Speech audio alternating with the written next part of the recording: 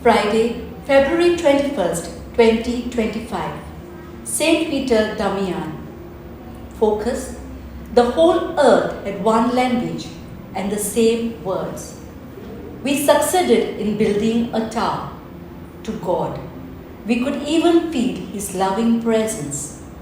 That was our experience at Our Lady's Shrine in Lourdes, when we joined the Rosary procession there last summer, praying in many different languages.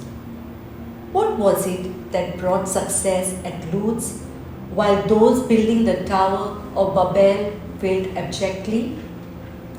Even though they all had one language and the same words, was it because their words were not of God?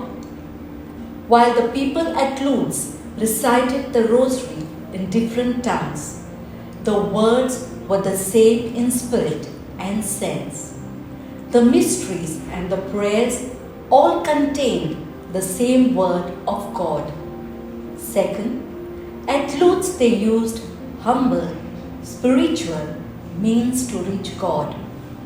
Those at Chinar were building their lofty tower with worldly ambitions and thus failed. Indeed, as Christ says, what does it profit a man to gain the whole world and forfeit his soul?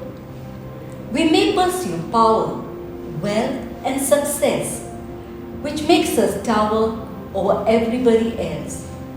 But we easily forget to build our souls on God's word to attain eternal life with Him.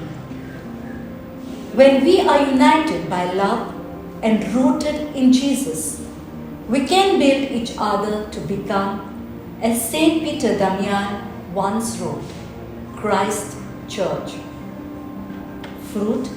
I will speak the language of love, using words that build others rather than destroy them.